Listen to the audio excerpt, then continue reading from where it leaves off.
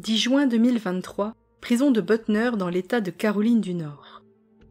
Le corps sans vie de Theodore John Kaczynski est retrouvé dans sa cellule. Celui surnommé Unabomber est mort après avoir passé 25 ans en prison. De 1978 à 1995, plusieurs États des États-Unis sont marqués par des attentats à la bombe par colis piégés. Au total, 16 attentats, 3 personnes décédées et de nombreux blessés.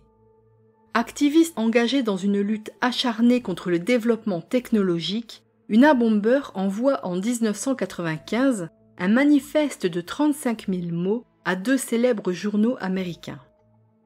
Unabomber était un génie des mathématiques.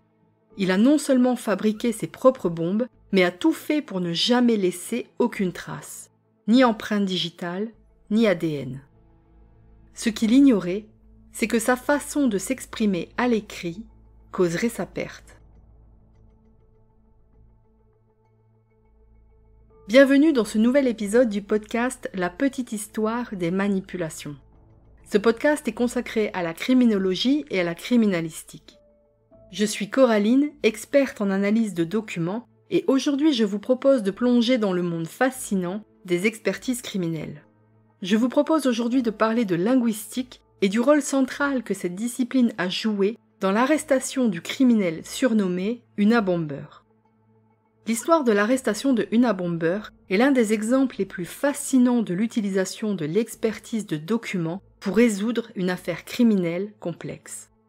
Après 17 ans de terreur, Ted Kaczynski est finalement arrêté le 3 avril 1996. Mais son arrestation est la résultante de 2 facteurs inespérés. Après la publication de son manifeste dans le New York Times et le Washington Post, le frère de Unabomber, David, et son épouse sont sérieusement ébranlés.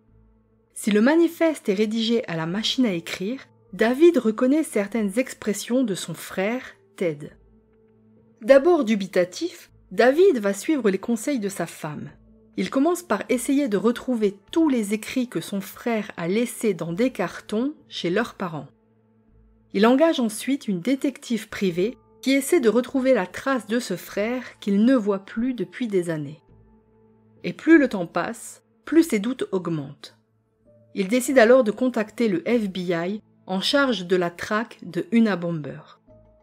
Parallèlement aux soupçons de David Kaczynski, un agent du FBI nommé James Fitzgerald consulte l'éminent linguiste Roger Chuy. Et Chuy, sans le savoir, va confirmer les premières intuitions de David. En analysant le manifeste publié dans les journaux, Chuy met en évidence des caractéristiques uniques dans le style d'écriture de l'auteur. Ces caractéristiques uniques se retrouvent dans l'utilisation de certains mots et de leur orthographe, tout comme dans la syntaxe de l'auteur.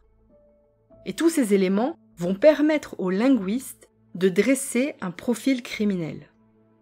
L'expert parvient à découvrir l'origine géographique de l'auteur du manifeste, mais aussi son âge probable. Certains des mots écrits par Unabomber le sont sous une forme très atypique.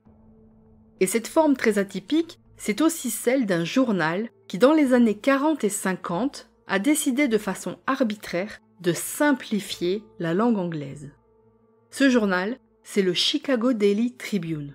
Et dès 1942, à chaque numéro, il décide que certains mots ne s'écrivent pas avec 2 L, par exemple, mais avec un seul L.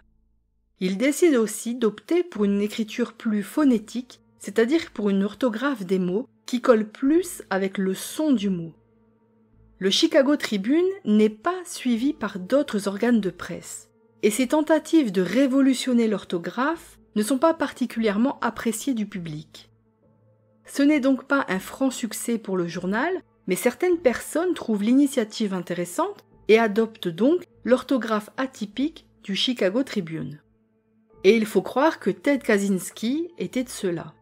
Et jamais durant sa carrière criminelle, il ne se doutera que c'est cette orthographe si particulière qui le fera tomber, lui, le génie des maths. Roger Chuy a ainsi pu déterminer que l'auteur des textes était né ou avait vécu sa prime jeunesse dans les années 1940-1950, dans la ville de Chicago ou de ses alentours. Et quand Chewie découvre les éléments biographiques apportés par David Kaczynski sur son frère Ted, il dit à l'agent du FBI « Soit c'est une incroyable coïncidence, soit vous tenez votre homme. » Il y a quelques années, la série Manhunt Unabomber retraçait la traque et l'arrestation par le FBI de Ted Kaczynski. Et cette série documentaire a laissé penser que l'agent Fitzgerald était le premier à avoir procédé à une analyse linguistique des textes d'Unabomber. Roger Chewie, expert linguiste reconnu de façon internationale, s'est retrouvé une fois de plus évincé de l'histoire réelle de l'arrestation de Kaczynski au profit de récits mythifiés à la gloire du FBI. Pourtant, c'est bien lui qui a pu démontrer que la linguistique était une science et qu'à ce titre, elle avait sa place dans le champ médico-légal. De façon plus générale, l'affaire Unabomber nous rappelle que l'expertise d'écriture et de documents peut être utilisée pour résoudre des crimes complexes et aider à identifier des criminels insaisissables.